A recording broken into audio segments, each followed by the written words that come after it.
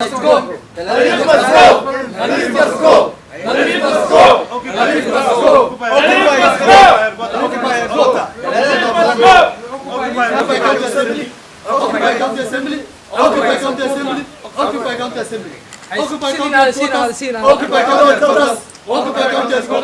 Occupy CBD Garissa. Occupy CBD Garissa. Occupy Garissa CBD.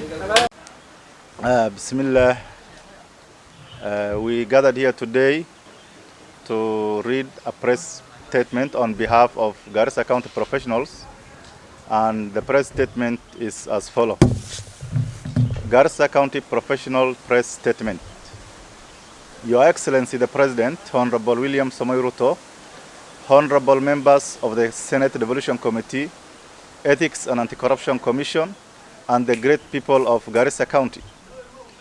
We, the professionals of Garissa County, come before you today to present a comprehensive overview of the state of our county. We do so with a heavy heart, but with the hope that our concerns will be addressed for the betterment of our county. Ladies and gentlemen, distinguished guests, and fellow citizens of Garissa County,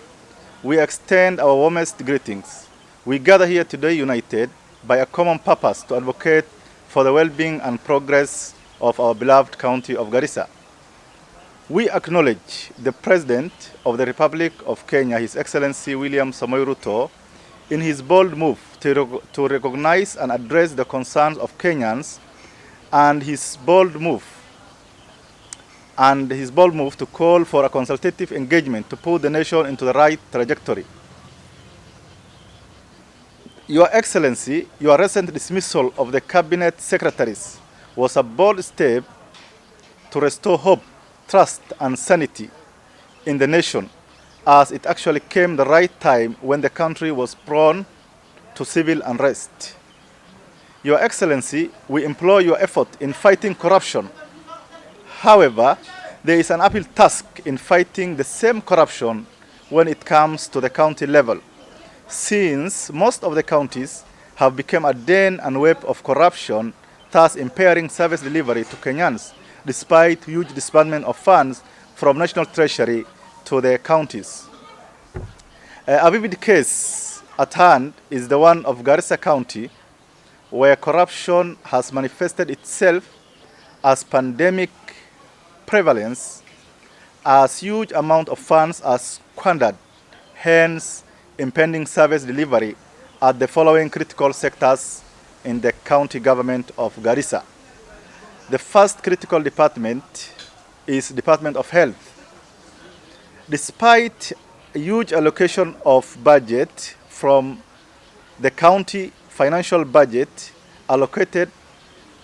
to the Department of Health, the status of our healthcare in Garissa is alarming and requires immediate attention. Our healthcare workers are demoralized due to poor working conditions and lack of support.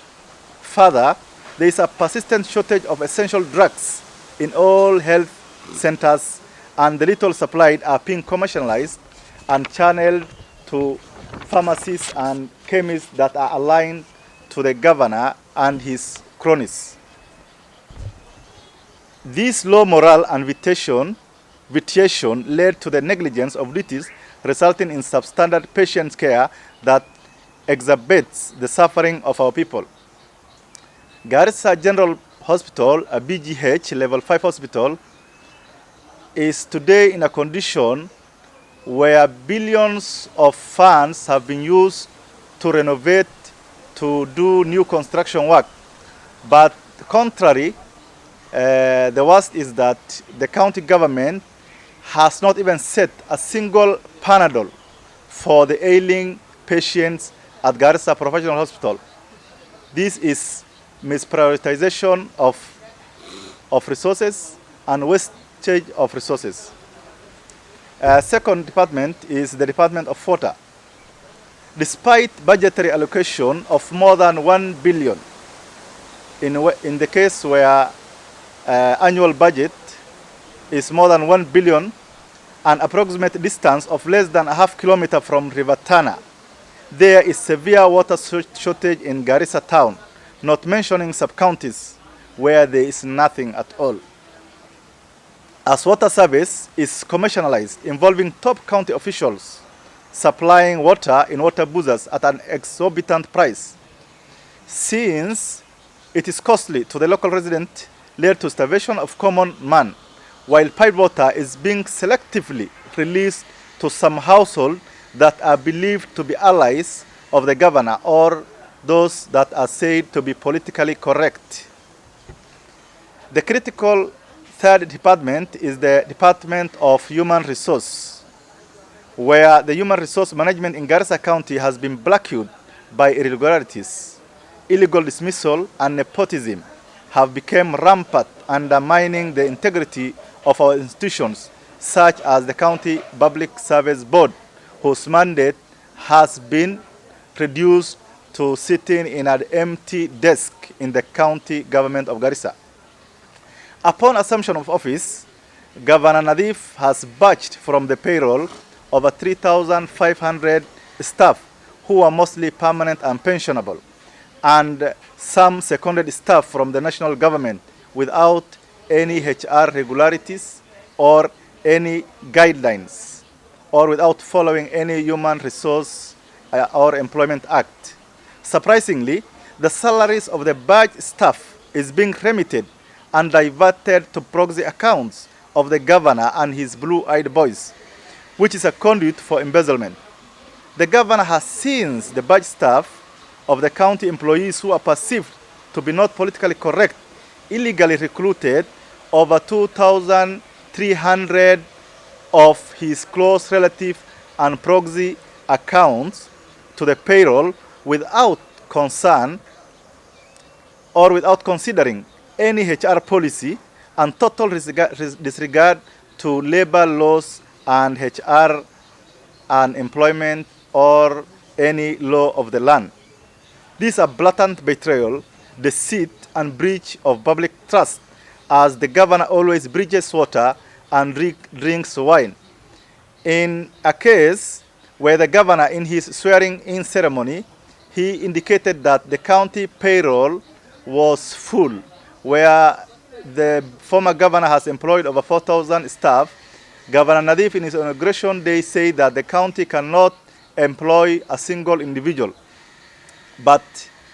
the hypocrisy that is in the government is that Governor Nadif and his cronies, after reducing the payroll from 7,000 to 3,000,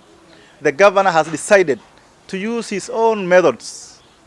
the jungle method, to employ his cronies and close allies into the system of the county government of Garissa.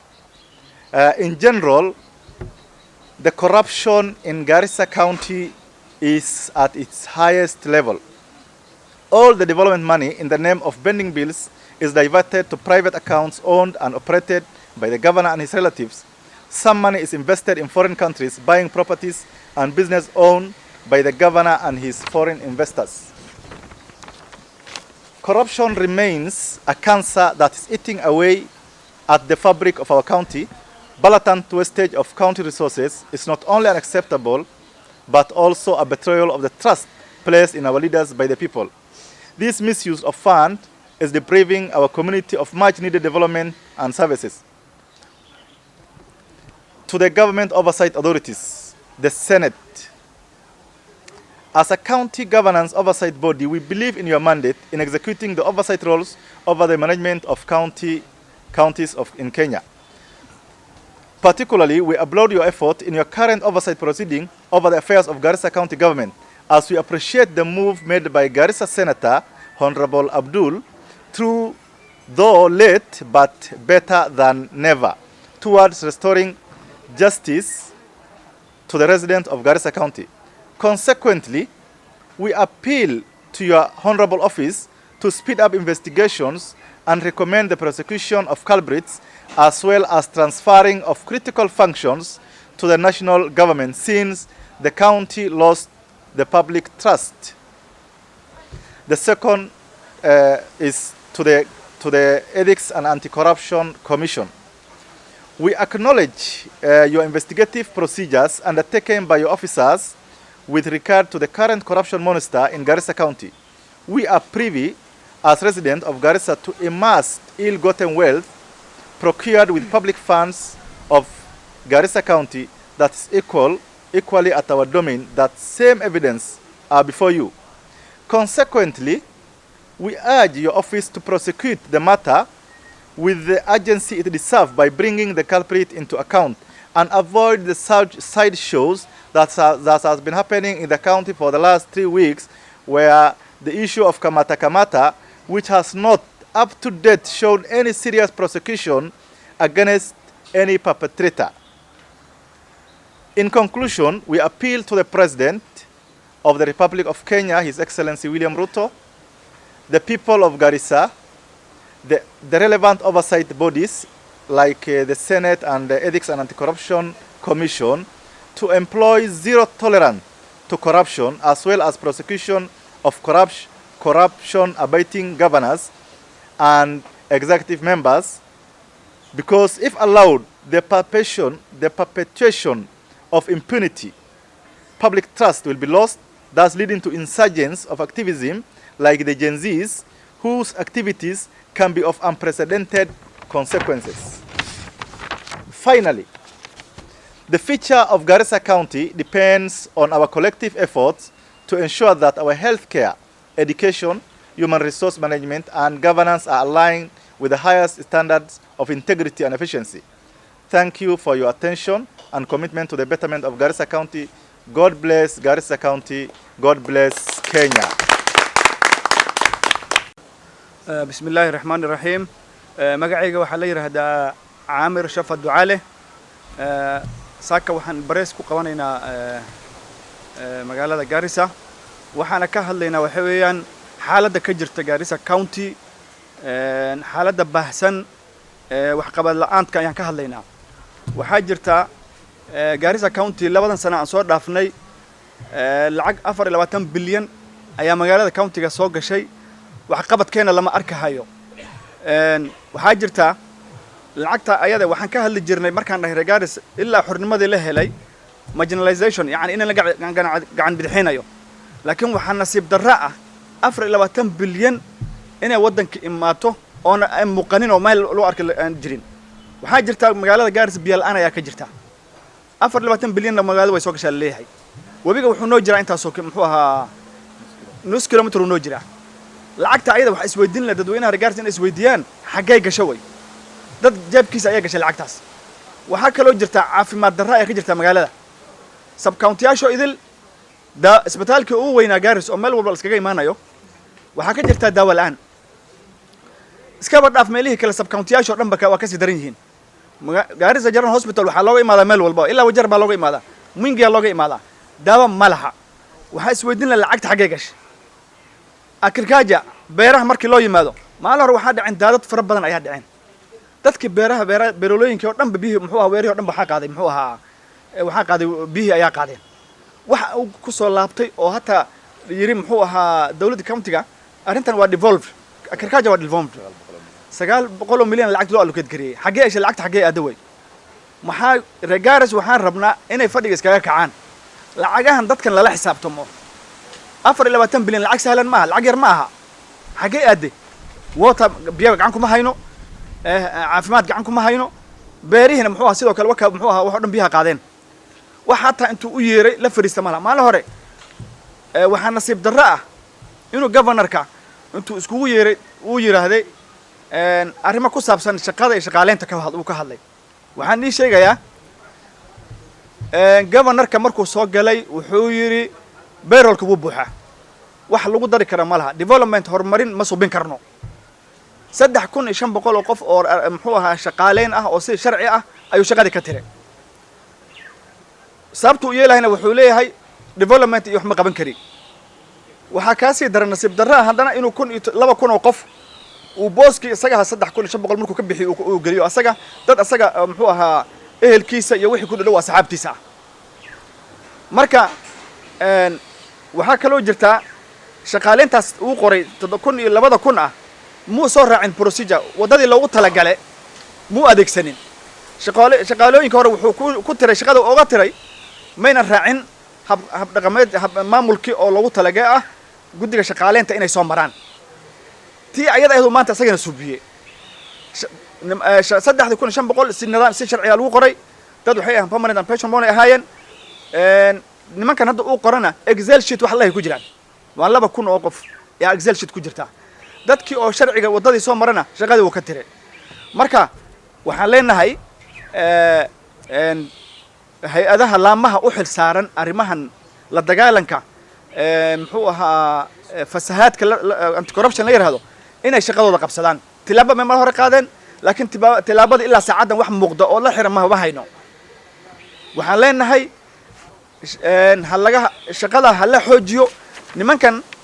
waxaa nasiib darro oo kale ah inuu fadhi uu ku yiri dadkii hore lacag xaraan bay qaadanayeen waxyaala aayada aan jirin inuu soo adeegsaday marka waxaan rabnaa annaga si sharciga wanaagsan oo waafaqsan baa dadka lagu qoray 2,000 oo qof oo asaga qoranaya si sharci daraa lagu qoray lacagta uu leeyahay dadkii hore way qaateen xaraan way tan asaga uu qaadanaya xaraanta ayaa ka daran marka waxaan leenahay reer Garissa hadaad tihiin waa inaad istaagtaan xaqiina aad raasataan aamusnidan iyo wax ma tarayso laamaha arrimahan u xil saaran shaqay bilaabeen garab inaan siino arrimahan meel walba aan istaagno والسلام عليكم ورحمة الله وبركاته. السلام عليكم ورحمة الله وبركاته. مقعيقة بحال الله محمد شالة قورة وقصة عدو واقبري غاريسا تاون لأن يرد يوتكا وحان halkan kala hadlaynaa Mr. Nadiif Jaamac Derow dhib badan ayaa laga tirsanhayaa dhalinyarada Garissa County wax ay kugu haastaan oo hambe ma jiro annaga shakhsiyan maadaama aan dhalinyaro samawada waagbeeri ka soo jeedo county-gan waxaana dhahde waxaa leedahay cawlaan iyo samawada isku leh waxaan ku leenahona ma jiro cirbad dun la geliyo hataa kuma lahno waxaan ku sheegaynaa annaga dhalinyaro samawada haddaan nahno in badan waa laga aamuse waana lagu barye Nadiif Jaamac maalin kasta waag kasta oo bari wax kasta naga filo intii hore waa aamusne lugooyadan maanta samawada ku taagan dadkii la tire 1,300 qof tirte oo county ku jireen hal qof oo ku celisay ma jiro 2,600 qofna waa ku ceshatay annaga haddaan nimidoos inaan indha qabin waan ku arki haynaa ogaw waxay taagantahay meeshii u dambeysay oo ahayd ama nafa go'do ama xaqaan helno waxaan ku sheegaa Nadiif Jaamac annaga waxaan noo kaalu qabtay committee samawadal oo cirro ducal weyn waa haasana aakhiri adduuna lama cafinay oo xaqaani iyo dhibkay nagu sameeyeen maxaa ka dambeeya committee-daas cirro ducal ku jiro waxaan kale oo sheegayaa bana sanata Abdul Haji unakuja unaingia almo na unarudi hakuna mara umetuambia iko shida gani hakuna mara umesema nitarudisha mtu mmoja kazi kwa hivyo wewe ndio umetuweka chini Nadiif Jaamac na wewe tu uko mahali moja waxaan kale oo sheegayaa dadka aqooyahanka committee-da madaxda samawadal annaga wax kasta oo sameeyo ka soo qaad male waxa yeelay iniga nagu jiifateen hal oday ama madax oo u hadlayso dadkii dhalinyaradii ma jirto meel kasta wala taaganya dib iyo rafada lagu qab dhalinyarada ordayso boodha ku ordayso tuugada soo fakatay magaalada Garissa waxa ka dambeeya Nadiif Jaamac maxaa yeelay gaajada iyo dhibka ninka adlankiisa laba haduu cidiis ka soo baxo 3 bir intuu magaalada madaxba u waayo maalintii labaad baan ku qaadana waxa la weydiina wixii la dilo iyo wixii isdilay Nadiif Jaamac aqarna kula xisaabtamay haddana maxkamadda la saarayo Nairobi qarash raadsanay waa uga daba tagayna nayo kiisisi ndoto kwa shahidi kwa hivyo nakwambia beri dambe talaadadii maandamano Kenya oo ka jirto tumepanga si ukabila ni Garissa mzima tutakuja baka kwa ofisi na nani na baka nyumba yako ujipange kwa hivyo asalamu alaykum warahmatullahi wabarakatuh inta sa ku jirna waxaan keenay xanuun waxbana kala ma hambeysanayo Nadiif Jaamacna meeshu jooga uu maanay magacayga waa Cabdi Xasan Faarax Soomaalidu waxay ku mahday ninka hal badan hadduu kaa hormaro hadalku kaa qaataa chairmanka iga hormaray waxaan ku hadli lahay sidii runtii asaga in badan ku hadle nadiifow in badan annaga haddaa ixtiraam u wax taraay samawadal markii nala dhaho waxaan kuu bixinay magac la dhahay noole waxaa ilaahay xugma inaad dadka u beddesho laaye inaad noqotay laaye oo dadkii murujistay oo baabi'isay samawadal oo hog u qoday ayuu ilaahay u xugmay xaquuqdaas aan kugu leenahayna ilaahay baa ku arkahay oo kaa koreeya oo kaa hooseeya samawadalna ilaa aaqare ay ku haystaan dhibkaas aad noo geysatay iyo cadaaladda aan ku ahayn ilaahay aan ku baryana ilaahay nala soo gaa qabto taas waan sheegaynaa tan kale siduu chairman sheegay waxaan diyaar kula nahay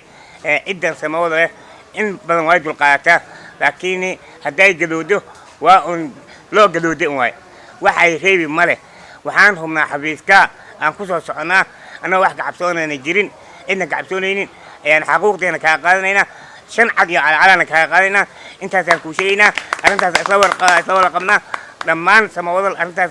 diyaara u nahay nin iyo naag iyo oday iyo wiil go-aankaas waan gaarnay in badan baan ku ixtiraamnay in badan baan kaa aamusnay waadna ixtiraami waasay marka saasaa jirtaa arrintaasaa qabi nin kuu diya kuma dilin xaqeena inaad meel saarto iyo inaad xog kaaga qaadano ayaad ogaanaysaa intaasaan sheegaynaa midda kale samawadal madaxda oo cinra ducaal u weyn chairmanka dhibkan iyo dhibaatadan samawadal u horseede cabdul asagana ku xiga oo madaxda samawadal leh oo asagana intuu go-aan gaaray intiinaas iyo nadiif isku meel baa noo taagan tihiin wax ixtiraam oo naga dhexeeya ma jirto wax sharaf oo dhexdaynayaan ma jirto xaquuqda aad dadkan aad u lagateen aad noo ladeen nadiif haddii aad nooga soo qaadaynin annagaa ka soo qaadayna wax ixtiraam oo noo imaanaysiin oo samaal uu inaga soo horeyna ma jirto arrintaas ogaada intaasaan ku daraya laakiin hal arrin baan rabaa inaan ka hadlo magacayga waa cabdirasaaq axmed hadda ka hor baa nin caaqil baa la weydiiyey doqon ka warran baa la yidhi marka wuxuu yidhi doqon soo ma ah yayna kula dhalanin waxaa la yidhi hadday kula dhalato ka warran wuxuu yidhi doqon hadday kula dhalato meel kaa fog ha joogto hadday meel kaa fog joogin oo ku dhowdahay ka warran baa la yidhi wuxuu yidhi doqon hadday kula dhalatay oo meel kaa fog ayna joogin xoog yayna lahaanin wuxuu yidhi hadday xoog lahaato ka warran caaqil waa la yidhi hadday xoog lahaato waxaa la yidhi yaysan shisheeye kaa raacin hadday shisheeye iga raacdo ka warran baa la yidhi marka soo doqon ma ahuu dhahay kula dhalatay meel ku dhow joogto xoog leh gacantaada aan u baahnayn marka wuxuu dhahay shisheeye ayayna kaa raacin hadday shisheeye iga raacdo ka warran aa la yidhi hadday shisheeye kaa raacdo wuxuu yidhi caaqilkii intayna ku dilin iska gaar marka waad i fahanteen u malay olajeedada assalaamu calaykum